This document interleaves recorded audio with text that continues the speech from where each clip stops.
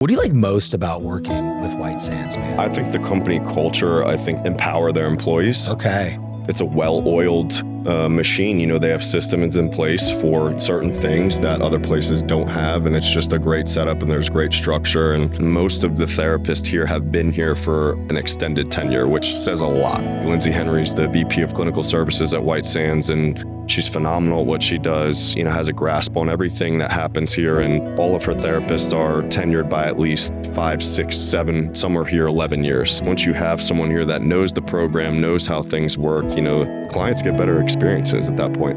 I think that's your guys' secret sauce. Yeah. Everybody's been amazing. Everybody's welcoming. And, I wasn't expecting it. That's pretty much how it's like for the patients to come in, right? They're met with love, letting them know, hey, listen, you're not alone. There is help, and, just kind of grab our hand in a sense. Let us take you through this journey. What's up, everybody? Got a special one for you today. I'm here on site at White Sands Treatment Center in Fort Myers, Florida. They are our Powered by sponsor. So I just want to say thank you again, White Sands, for one heck of a partnership and collaboration. We're out there helping people get better, helping people get healthy, and living better lives. So today, I have with me someone that I go way back with, Steven Sundquist. Man, it's so good to see you. Welcome to the show. Appreciate you having me on, man. We finally did it. Dude, we've talked about it, man. Yeah. We've talked about it ad nauseum, and finally we found a way. And so for the viewers, man, you want to work with someone, you want to do some cool stuff, wait for the right moment, because if you're paying attention, it'll sneak up and bite you right in the ass. And here we are, man. This is cool, dude. I love it, man. So it's, every now and again, I get to, have conversations, with people that I go way back with. And it's always fun, man, because the energy is different, right? Yep. So where I was in 2008 or 9, right? I mean, shit, dude, I was living with my mom there. I lost everything prior to the mortgage meltdown. You were dating my sister, and that's how we met. And here we are. So, dude, we had an amazing tour of the facility, prior to us sitting down here today and shooting this episode. What I found most amazing, right? You're driving by on Colonial Road, you see this big building, White Sands Treatment Center. And it's like, you see, this building that we're in, I'm like, oh, okay. Like that's all it is, huh? But what this place actually is, there's 9 model homes back there that you can't even see from the street. It's like these individuals that get to come to this treatment center and recover and heal and get healthy. They're living an actual life where they can make coffee in their house. They have a bedroom. They can do their laundry in there. There's a full scale cafeteria right over here to my right. You walk through those doors is a badass gym that they can go move their body. So they're working on their mental, spiritual, right? And physical health. I mean, this place is amazing, man. Yeah, it's it's definitely a top option, I'd say, based on my experience of what I've seen, working in this space after finding myself through recovery, and it's a safe place. Everybody really cares here, and they go the extra mile. The clinical is above average. I'll tell you that, man. There's a lot of great things White Sands has to offer the community for sure. I walked in here, man, and a lot of times when you walk in a place and you got cameras showing up, people kind of look at you sideways, like, who the hell is this guy? And what are we doing here? Everybody here, I got to tell you, man, from everybody here on site with Mark, you, Mike, and then even Casey over there on the other coast, man. I wish she was able to be here today. I was really looking forward to meeting her soon, girl. You better get your butt over here. But everybody's been amazing. Everybody's welcoming, and I wasn't expecting it. Yeah, and that's pretty much how it's like for the patients to come in, right? They're met with love from the embrace at the doors, letting them know, hey, listen, you're not alone. There is help, and just kind of grab our hand in a sense. Let us take you through this journey, and just trust one person if it's one person. What do you like most about working with White Sands, man? I think the company culture, I think they empower their employees. Okay. And that's really important to someone like me. But I just think it's a well-oiled machine. They have systems in place for, certain things that other places don't have. And it's just a great setup, and there's great structure, and, there's activities for people to do. They have choices, right? It's not like you have to go here. There's certain groups where they have the ability to pick which ones they want to do based on what they're going through. I think it's really cool. And I'm going to come back to another point in that I want to make. But what I'm digging about this place is that, you talk about structure, but we're also talking about an actual lifestyle. Because I've never been in recovery, and I'm grateful for that. Right. I've done some messing up in my life. Right. But it never turned into, an addiction or, a long extended lifestyle type situation. But when people think of in treatment centers, they think of hospital-y environments, sterile environment, someone shoving pills down your throat, being mean to you. But what I've seen here is, and I alluded to it at the beginning of the episode, man, they have community time where they can get out there in a, like a gazebo and sit around in a circle and have some conversation. They all eat in the cafeteria at the same time. Then they go out and play cornhole and some Connect Four, get a lift in, but also not disconnect from their families and have their device time when it's approved to FaceTime their family and stay connected with the outside as much as possible. I think it's important for people to know 100%. that about this place. Yeah, I mean, it's kind of like a thing, right? We don't want to completely disconnect you from your lifestyle and your family and friends, but also having just that fine line with a boundary of, are you applying yourself here for the day? If you did, great. Here's your reward in a sense. I think it's great. I didn't have that when I was in treatment. I definitely could have benefited from it, I think. Yeah. So let's talk about that if you don't mind. Like, okay, so I don't remember what year it was. I remember you opening up to me about it. I mean, I think it was several years ago. Years run together for me now, dude. Sometimes I don't even know what freaking month it is. 2017. 2017. Okay. So not too long ago, right? What was the deal, man? Oh, man. It stems back to high school for me. I was a great baseball player like yourself and had a lot of potential to play at the next level, and had a freak accident happen on the mound. And that was my introduction to pain pills. Took them as prescribed. And essentially, when I healed from my surgery, my arm wasn't nearly as strong. So I only knew myself as Steven, the baseball player. I didn't know who I was without sports, so it was kind of like an identity crisis thing. And I spent the next 7-8 years, searching for that high that I never found, and obviously a lot of hurt, a lot of consequences along the way. And it's just, a lot of athletes go through a similar process I've experienced, with working with others today. It's just, some people, find their calling in a sense in life. And I feel like, anybody that goes through this process will have the same calling in a sense. And that's just to, pay it forward, help the next person in line. That's just what I've done. I've found a great career in, helping people now. And it's just, it's something that found me, based on my experience. You don't find that often. Hey, we're going to take a quick break to hear from our Powered By sponsor. We're proud to announce a partnership between White Sands Treatment Centers and the Determined Society. With multiple locations across Florida, White Sands provides luxury, top-rated addiction treatment, from medical detox and inpatient care to outpatient support and long-term aftercare. Their resort-style campuses, expert clinicians, and holistic programs create real, lasting recovery. Together, we're committed to bringing hope, resources, and healing to those who need it most. White Sands Treatment Centers. I think that when you are put in the path where you finally listen to the higher power of going in your path of where you're supposed to be, you fall into it, right? Like I fell into this. It was an accident. Now it's on purpose, right? But, I was really bad at it for a very long time. And, with you, getting the healing and the treatment that you needed put you on this path to be involved in this amazing treatment center here at White Sands. I want to go back to your experience in treatment. And here's why. Because I want the listeners and the viewers to understand the difference, because you alluded to it, right? I wish I would have had something like this in my recovery. So what does that look like on the other side of it? Yeah, sure. So, for me, Baton Rouge, Louisiana is where I got sober. Do you know that? I didn't know that. St. Christopher's Addiction Wellness. How do you get sober in Baton Rouge, bro? It's our connection now, man. Come on, man. But yeah, I just feel like, obviously over a period of time, like things can become mundane. And I just looked at it for what it was, right? I was like, because I had been in treatment a couple of times. I'm not like a one time wonder. I had to fall on my face a couple of times to really feel it. But I feel like, it gets mundane and repetitive, and you miss your family and friends. And I feel like, Yeah, I was able to make calls through the therapist's office, like once a week. But, sometimes it's just nice to check in, just let someone know where you're at, someone that knows you for where you've been, So I love the concept here of, how things are done. And obviously, after a certain period of time, the clients are viewed here as guests, because their day's done. It's kind of what Mike was talking about.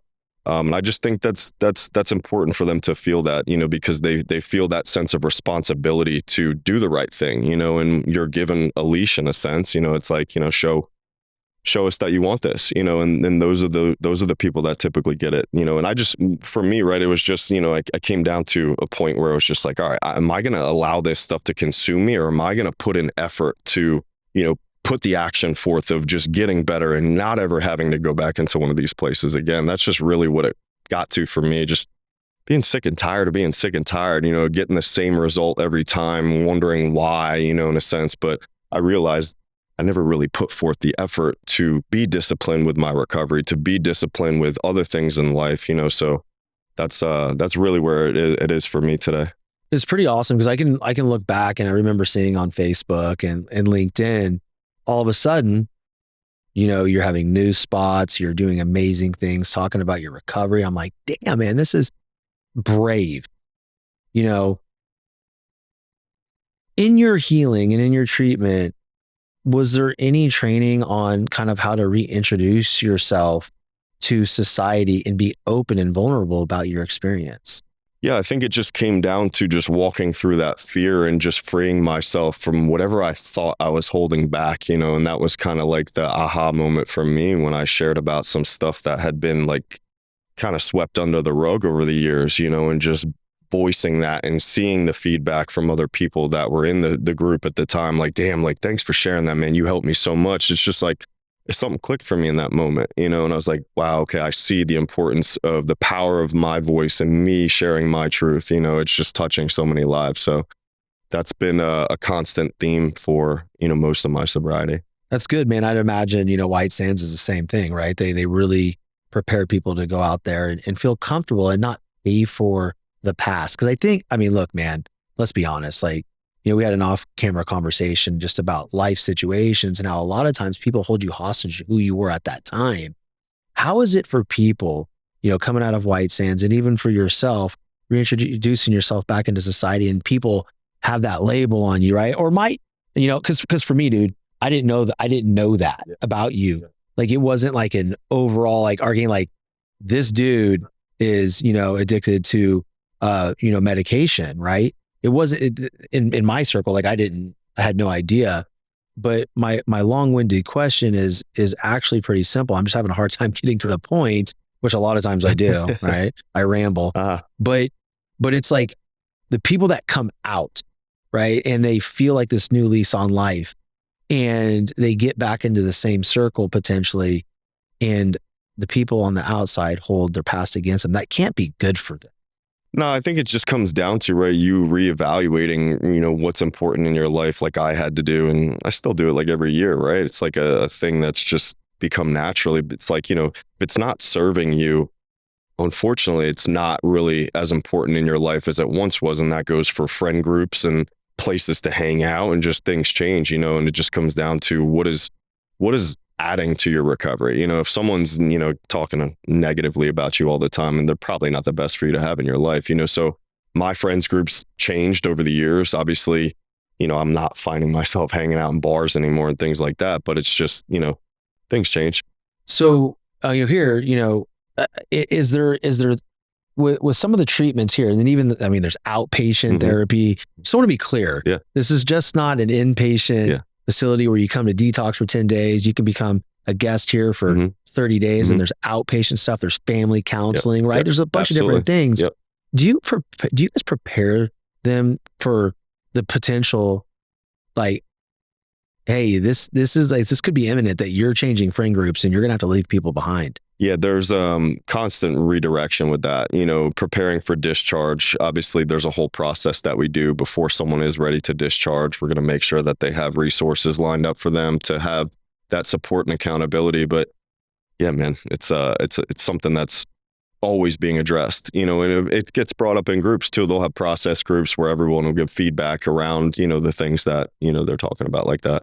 I think it's important, right? Because when you're in treatment and you're healing, to have that open conversation about going back out there and the adjustments that you may have to make in your life, I think it's really cool for people, especially here. I mean, you know, and again, we got a lot of video of this place, man. I can see this place as people hanging out, you know, when it's rec time and being like, you know what?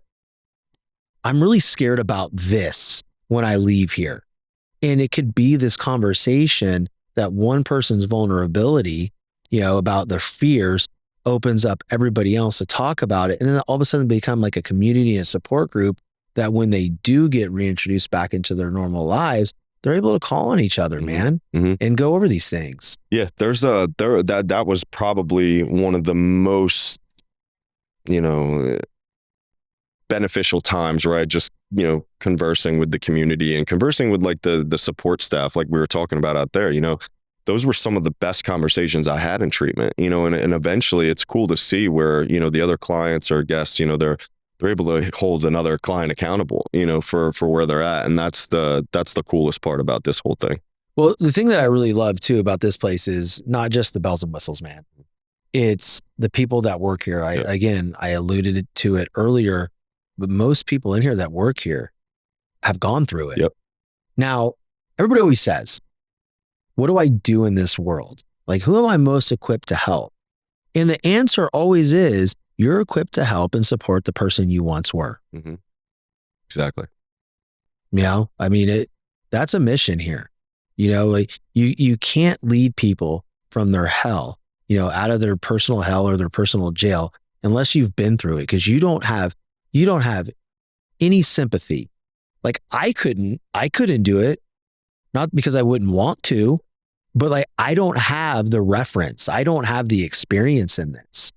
Yeah, those are the things that I love to touch on, man, and talk about on, you know, platforms and stages, like that vulnerability piece, man. Like if I didn't tell somebody, they probably wouldn't know I had been through that today, you know, whereas, you know, I can literally bring up the exact emotions, the exact feelings of how it feels to be stuck in that place and a slave to a substance, you know, and it's just, that's the relatability factor that sometimes can help people get through those early phases, because I know that I couldn't have done it if someone else hadn't came to me and said, hey, listen, I've been through this, you know, just, I'm going to take you through this, you know, just trust me, you know. Well, I'm interested because I said before, I've never been, you know, addicted to a substance to where it has a stranglehold on me.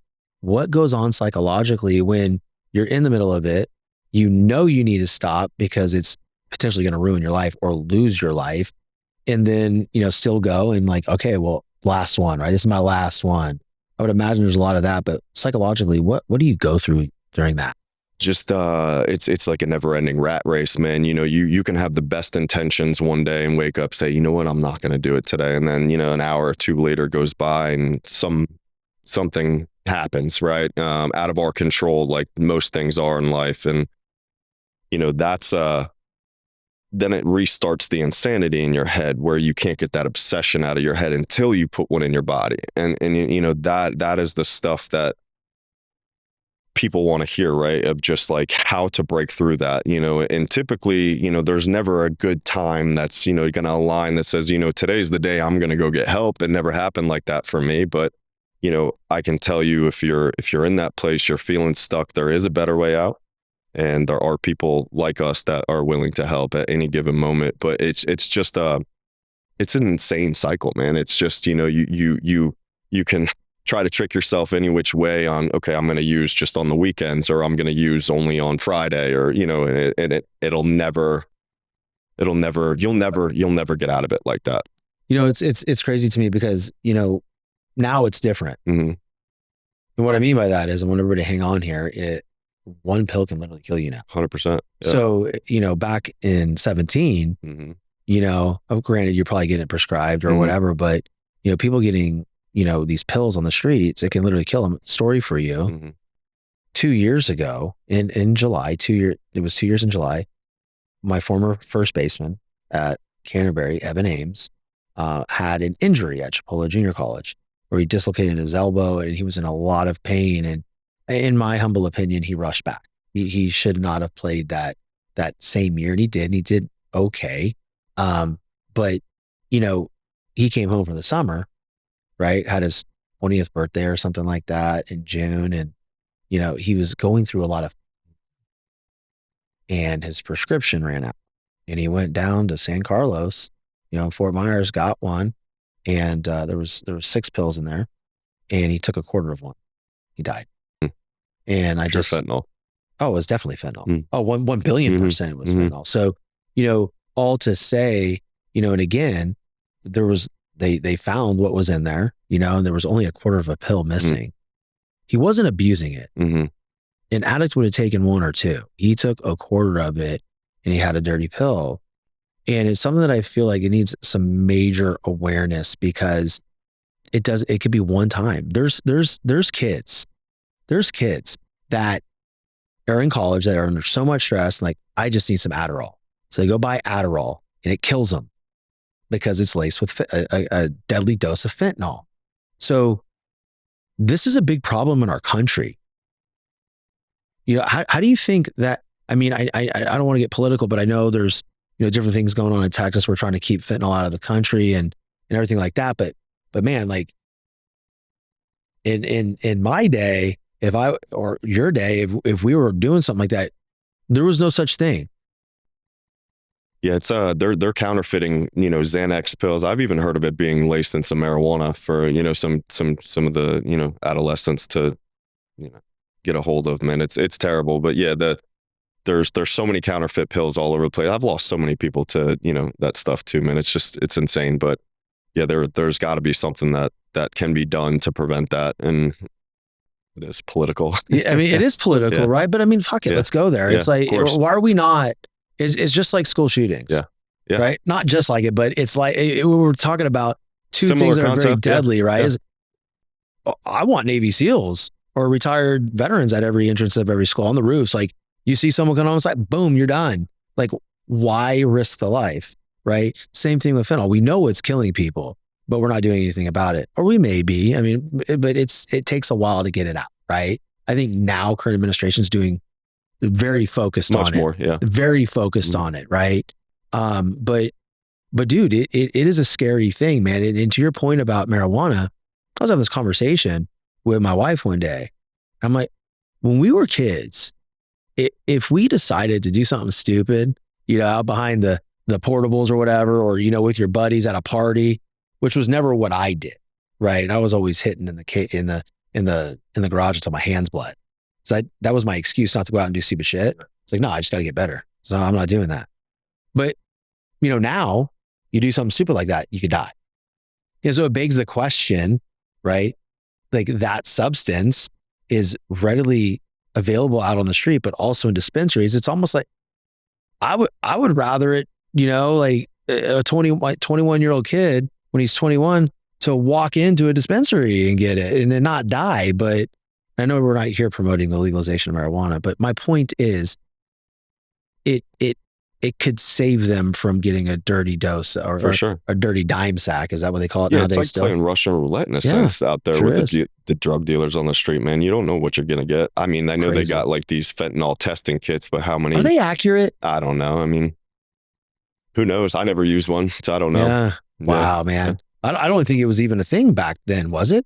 Fentanyl was slowly making its way towards the end of 2017 for me. There's a couple of times where I feel like there was some stuff that I had that was pressed for sure. Wow, man. Wow. It's scary. Yeah, it is. It's scary. Yeah. Well, to be honest with you, I mean, I'll be real. When I'm in that place, like, I didn't care about living or dying. It was just about getting the next one. And that's how crazy this is. Yeah, go on that, because you just get to this place where you lose all control and you need that fix to feel like you can survive, and it's just, you just don't care, and like, obviously, like, if I would have been real, I really didn't want to die at the time, but it's just like the emotions and just how dead you feel inside, just, I didn't care at the time. Like, it's kind of like, I'm going to do this. Yeah. And if that's my fate, that's my fate. Yeah. And then I'm out of pain. Right. Yeah. Yeah. Did that ever cross your mind? Yeah, it did. But I always played it forward, right? And thought of like my family or, my daughter now, like that's a whole nother ball game, but that would be tragic, and I never wanted to leave my family with that. Thank God it never happened, but yeah. It's heavy, man. You know what I mean? Because I don't know what it's like, like I know at a very small scale, like I think truly there was a food addiction, but not the same. Yeah. Not the same. Yeah. But I can also relate to, I just need that cookie. And then I'd eat that cookie and then I would have more and more and more. And I would binge on it. Right. And so I would imagine something like that is infinitely less serious than having to depend on, a drug, like a real drug that can literally take a hold of you and control your whole life. I can't even imagine, because at times I felt like I couldn't control it. Again, it was painful. And it was like, you get dressed in the morning, you don't feel right in anything.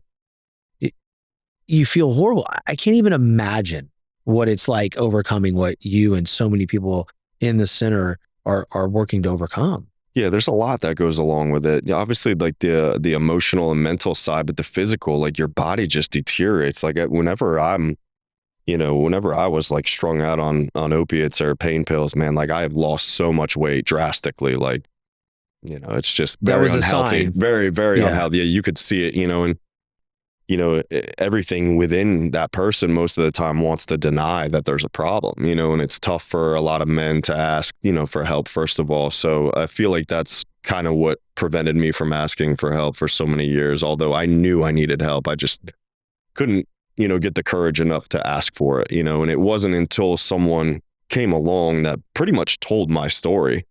I'm like, all right, maybe this guy knows, and those are the people that I kind of immersed myself with just to stay in the middle of it. The weight loss. Yeah. Is that just because you wouldn't eat? I mean, is that? Yeah. I think for the most part, it curbs your appetite, but I think there's also some things in there that deteriorate muscle growth and stuff too. I would assume. Yeah.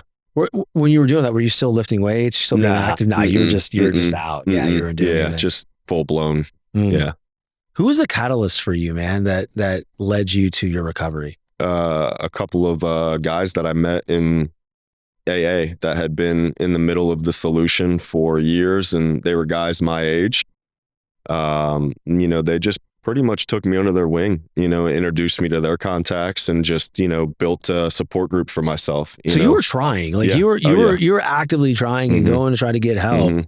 It was just, you needed a little bit more support. Yeah. That's pretty awesome. Yep. Not awesome that you're in the situation, but awesome that you were trying. Yeah. Because a lot of people are forced into it. A lot of people that are forced into it, that's a longer road to recovery, isn't it? For sure. Yeah. There's, they have things like the Marchman Act, which is a involuntary commitment to treatment. If someone displays signs or symptoms that they're a danger to themselves or others, there's laws to get someone help. But how's that different from the Baker Act? Baker Act is just more of for like mental health. Baker Act, if someone is, say suicidal, right? They're maybe not necessarily struggling with substances. It's just a psychiatric hold for 72 hours, get them evaluated, maybe placed into a facility. Where the Marchman Act, it's a similar process, but it's more geared towards getting them to treatment for an extended period of time. So it saves lives, it's there for a reason, but it's definitely, it's not the prettiest process, for having it all unfold how it does, but it does work, Yeah. Florida's one of the only states that has that law too. Well, there's another one in Kentucky called Casey's Law. It's very similar. But yeah. It's funny. I was having a conversation. I can't remember what show it was. It was a journalist and was on Fox for many years and he's got his own thing going on now. If the Baker Act and the Marchman Act will work in Florida, why can't it work in Massachusetts? Why can't it work in California? Why can't it work in Idaho? You see my point? So if you see something that's working, why? I feel all states should adopt that because why? I don't get it. In the work that I do for interventions, there's so many times where I've been in a state where there isn't like a involuntary order. They'll call it something else. I think Massachusetts like a 5150, but that's California too, I think. Yeah. it's all like psychiatric stuff. There's nothing geared towards treatment and getting them, committed to a facility for an extended period of time. So the Marchman Act is actually up to 90 days too. So that, promotes, healing at the end of it, with the longer length of stay, obviously will correlate to more sobriety for most people. But yeah, it's a question that I really, I wish we could find the answer to. And again, I'll go back to school shootings. Well, there's a solution. Why aren't they doing it? My buddy Patrick Dearborn always says they. Whoever they are, they want us fighting. And it's wild to me because the human life is so valuable. No matter what, there's plenty of tragedy that goes on anyway, right? There's car accidents, there's work accidents, right? There's cancer, there's heart attacks. Like, why do we need so many other things going on if they could be fixed? Yeah, I agree. Is it money? I don't know. I don't know, to be honest with you. I just know that, I feel like every state has the ability to do it. It's just something. What is it? What's holding them back? Every state in the union has the resources to guard our schools too. Mm-hmm. I mean, look, I hate to, listen, we're talking about it, right? Because, it kind of ties in. We're talking about fentanyl. We're talking about getting that out of our country and saving lives. We're talking about kids. Mm-hmm. Do you think it's fair that, in 3 years, when you drop your daughter off at school, that you got to worry if she's going to come home every day? Yeah, no, I don't. That's just because insane. I'm going to tell you something. I'm going to be honest. I'm going to be real with everybody watching and listening right now. My biggest fear every single day is when my kids go to freaking school and they're at a prep school. Okay. And they have armed guards on there and they have bulletproof windows. It's still every time my kids leave the house, I go out in the car and I give them a kiss, no matter what's going on. Sometimes I love bomb the shit. I'm like, let me get daddy another kiss. I love you guys so much. Have a safe day. Have a great day. Honestly, it scares me when my kids and my wife leave the house every morning. Mm-hmm. It's not fair. No, yeah. It's not something you should have to think about. But America is one of the very few countries. I want to say the only country, but the trolls and the fact checkers might hit me on this one. But I'm going to say the only country where parents have to worry about their children every single day going to school. Yeah. It's like, what are we doing? Mm-hmm. Like, what are we doing? Anyway, we're getting sidebarred, but it's important because again, I truly feel it all ties in. Like there's ways to remove drugs, fentanyl from the streets. And again, I think we're doing a better job at it now. I think there's a lot of focus on it, but all to say, I want to change lives. Right. I want to help people's life get better. So just the opportunity to do that with you, for someone I've known for so long and watched grow in everything that you're doing and watch you grow in your recovery and you getting out there, in front of cameras and press and telling your story, man, it just means so much. Yeah, I appreciate it, man. And likewise for you, dude, starting in your car and look at you now. Top ranked podcast in the entire United States and global, right? I mean, I don't know. Okay. I mean, maybe it's hard because the rankings never have like global rankings, right? You have on Spotify, you have, United States and you can filter it down, right? And then you go to Apple and you can filter it down to your category and then overall, right? And here's the thing, there's about 6 million in the United States of America. There's a ton. And I'll get pissed when I drop to like 60 overall, right? But the thing that's interesting to me is that there's some softwares like Mopod, you can go and you can, click on this link and it's always changing. It's always updating. So I can put my show in there and see where I'm ranked. Sometimes I'm, top 20 in Turkey.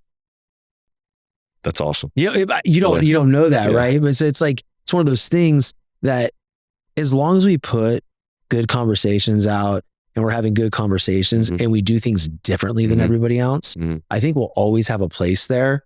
And I think we're very close to a massive explosion. Like it's just this energy I feel. I told a team that I was like, hey, I tell, my friends that, that produce my show, Grit Media, I go, hey, put your seatbelt on, guys. They're probably like, dude, we know. Yeah. We know. You're going to say it. You're going to say it again. I'm like, but no, like, and it's funny because I'm pretty much right every time because there's a that hockey stick, right? It's like we're getting real steep and there's constant movement. And so with that said, when that happens, that's what I'm most proud of.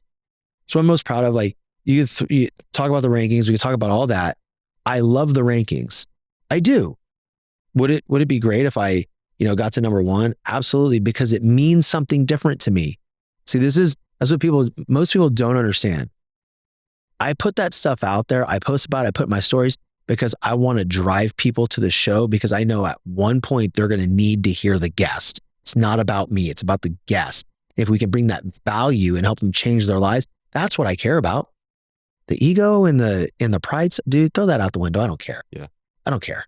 I think I'm all about like solution today, and getting back to like the discipline part, man. Like that's just like, I feel like every man aspires to have like that discipline where it's untouched, like you're just focused, deadlocked, because that's when I feel like we're at our best. But yeah, I completely blacked out what I was just about to say. What happened? Did he pass out on us, guy? Yeah, I think he passed out on us. I think I just blacked out. It's okay. It's fine. We can talk about, so we're go, but even with discipline, right? Let's just go out there, because this is good. Yeah. Like, this is what I like when we have real moments like that on the show. Completely just blacked out though. I don't know. But that's normal. People can relate to that. Yeah. People are yeah, I know exactly what happened because I do that all the time. Yeah. Right. But here's the thing with it. It is the discipline part, right? It pays to be disciplined, because through discipline, you gain confidence. Through confidence, you gain momentum. Through momentum, you gain more activity. And through activity, you gain results. But at the same time, I think it's also super important for everybody watching and listening is like, there's a such thing as being overly rigid and disciplined. You have to enjoy your life a little bit, man. Like David Goggins type?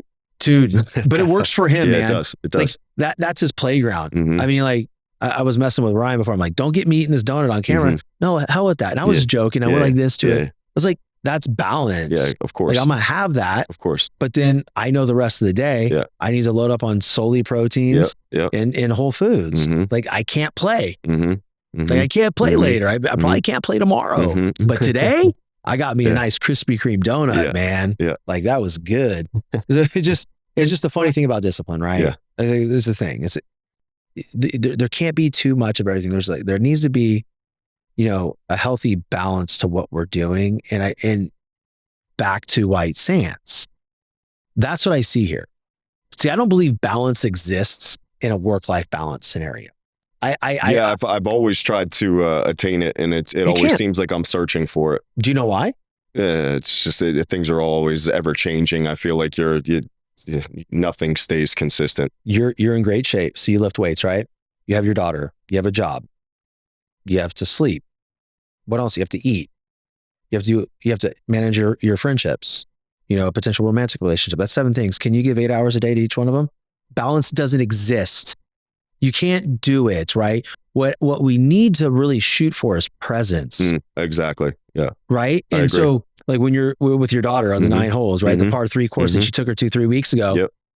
It's not about staying there for the 18 holes. She's 2. She can't do it. Right. It's hot. Like, come get your girl, bro. Right. But you had those moments with her and you were present with her. That's what wins. So our children and our spouses and our friends, they just want us to be locked in on them, even if it's for an hour. Yeah, exactly. Right. Yeah. And it sucks because these stupid devices, like, I'm sitting here with you, and at one point, me and you're sitting down ready to record the show. I'm like, but we have to do that. I mean, it's, in the morning, like, I'm not going to let a forest fire burn if I can put it out. And same thing with you, right? We have people that are dependent on us, but balance is something that I don't believe is achievable if you're looking at it to equate it to something like evenly balanced things now, or time, I'm going to spend 4 hours here, 4 hours here, 6. I mean, you can't do that. But here, this is a very balanced and neutral place, meaning you have water features, you have all these different, a gym, so people can live a life and try to balance as much as humanly possible between mental, and physical health and spiritual health. Yeah. It's the approach here Mike was talking about outside. It's just about like the whole person, like the whole person-centered approach, right? With just the holistic, healing, the mental approach, the physical. I mean, it all correlates to overall wellness for anybody, first of all, especially for people in recovery. So yeah, I think it's a great approach. I think it's the only approach that ever worked for me, to be honest with you. You know, I've tried a bunch of different modalities of therapies over the years, and, you know, just the holistic approach is typically the most universal for most people. You brought up a good point, because addiction, and whether it's binge eating, whether it's drugs, or even, you know, certain websites for people, there's something going on with the person. Yeah. Right? There's a root cause. The other stuff's a symptom. 100%. So you have to attack the root, right? And that's a hard thing to do. Yeah. So that's kind of like what all of the clinical teams, you know, role here is, to kind of like push these individuals here to discover their why. Why, you know, why did they start drinking at 15 years old? Or why did, you know, they become addicted at 40 years old later in life? There's always an event, at least in my experience, that, you know, is traumatic in the sense that either shuts someone down, or maybe they learn a bad coping mechanism from that experience. And it just, you know, and then they find alcohol one day, or they find you know, whatever it is, you know. I feel like each person's journey is different in a sense, but yeah, I feel like there's always an underlying issue of why people become addicted in the first place. You know, for me, it was, you know, underlying trauma as a child, you know, or, you know, how I chose to suppress things that were negative in my life, you know, and I just kind of pushed them to the side. You know, later in life, I realized that, okay, I'm a runner, you know, and bad things come up, I'll just disappear. I don't address it, you know, and that was like another awakening in a sense of, you know, I didn't discover that till a couple of years into my sobriety. You know, it was like, okay, like this is an issue. I need to look at this, you know, and put some effort into, you know, how can I, you know, not be that way? And, you know, now like the alternative to that is, you know, if there's an issue in a relationship or, you know, whatever, I have to address it immediately. And it's like that internal voice in your head that tells you, get up and make your bed, or get up and, you know, do this. And then we choose to go against it.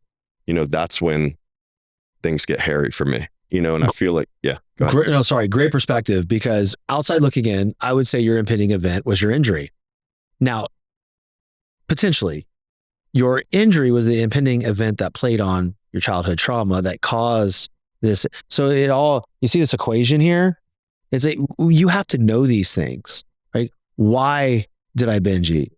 It's not because I wanted to look like shit. It's not because I wanted to feel terrible in the morning and my body ache from inflammation. It wasn't. It's because I didn't feel like I was enough. Exactly. Yeah. It could be simple as just grief and loss too, or, you know, self-esteem issues, like it was for me at times. You know, like I was always thin growing up. I always wanted to be, you know, a little bit bigger, a little more filled out. So it was like inferiority complex growing up a little bit with that. There was a bunch of different things going on, you know, and it just comes down to talking about it to discover it, you know, and once you discover it, then you can start to recover. Amazing. I can't, you know, conclude the interview without touching on the clinical team, dude. Like, cause you've mentioned clinical once. That was the original thing I wanted to go back to. And then I blacked out. I just didn't admit it. I just kept fucking rolling. Like, baby, keep going, baby. Is the clinical team is second to none. And I want you to edify them a little bit. Sure. Talk about the experiences. You know, I met Lindsay here. She's diving in hard on the EMR system. She's like locked in at 8:30 in the morning and intense and super smart. Very, very I like smart. her, even though she's from Vanderbilt. It's fine. It's fine. Yeah, very smart. So what I will tell you is that most of the therapists here have been here for an extended tenure, which says a lot. I feel like, you know, clinicians are hard to come by, good ones that, you know, give it their all. And, you know, Lindsay's had, it all starts with Lindsay. Lindsay Henry's the VP of Clinical Services at White Sands, and she's phenomenal at what she does, you know, has a grasp on everything that happens here. And all of her therapists are, you know, tenured by at least 5, 6, 7, some are here 11 years. And I just feel like that speaks volumes of the programs, at least from my past experience working for other providers. You know, there's a revolving door of therapists, you know, and they never really seem to find the fit long-term that makes the program up of what it is. And I just feel like once you have someone here that knows the program, knows how things work, you know, things just flow way better and clients get better experiences at that point. I think that's your guys' secret sauce. Yeah. You know, yes, the facility's great. All the different things that you can do here while you're a guest here. But the clinical aspect and the longevity of everybody here, that's what sets this place apart. Yes. Right. We're not having a ton of turnover here. No. I say we like I work here. We are part of it, man. I am, right? But it's a thing where when people are at a place for a certain period of time, every single clinician, every therapist, every part of support staff knows the pros and cons of everything that happens here. And from that point, you're a solution-based person. They can find solutions, implement systems and programs to make sure, right, that doesn't happen. I just want everybody watching and listening to understand what that really means. That's big. It is big. And, I feel like, especially with the ratio to patients to clinicians, they keep it under a certain amount. So it feels like that individuality in care, which is so important for a patient to have adequate time with their therapist. I mean, like, that's your time to unload. In the beginning for me, it was really about unloading in there until I felt comfortable of unloading in a group setting. But that's where it starts, man. That's where the healing journey begins for sure. I love it, man. I love it, dude. This has been fun, dude. Thanks, man. It's been a good time. Yeah. One more question for you. This is the determined society, right? So I like to ask this question. What is true determination? How do you define true determination? I think it starts with discipline. Going back to discipline, determination. I feel like action. Action is determination. I can dream all I want in my head, but if I'm not applying action to that word, it means nothing. And that's the part when you need to do it, though. That's when you need to do it, because that's when the change is made, man. That's like going back to like the little inner thoughts in my head, just telling me to do certain tasks throughout the day. I can ignore them if I want, but that's not going to make me better. It's not going to make me feel good. I feel like determination is acting now. Good. I love it. It's not as gritty and sexy as people think, right? Yeah. It's showing up because you said you would. Yeah, of course. And that's the one thing that we love to talk about on the show. And I love when my guests bring that out, because the listeners, they pay attention, right? The viewers, they pay attention, and everybody's looking for that silver bullet. What is going to make me better? What is going to make me more successful? And it's really about the one thing that's holding you hostage. You take care of that thing, then you've got it. Like you're well on your way to becoming much, much better, because now you're not bogged down by this massive boulder, right? Sitting on your chest or your shoulders. I just think it's important to always ask that question and tie in, like, what if you don't want to, right? I mean, I don't want to run tonight. Yeah. I'm going to run tonight. Like I must, because my asshole team told me that I had to do a Spartan race with them. And I hate them every day, but I love them when I'm done with the workout, right? I love them. But dude, thank you so much, of course, for coming on. This was truly an honor. I love the fact that I was able to be infused into your world for a couple hours today. And for the audience listening, if there's anything in your life that you need to overcome, obviously around, you saw the ad in the show, but really, pick up the phone and call. It's a great place, and we just want you guys to feel good. We want you guys to heal when you need to, so you can be with your families and truly enjoy your life. And this is the one last thing I have to say to you guys. Until next time, stay determined.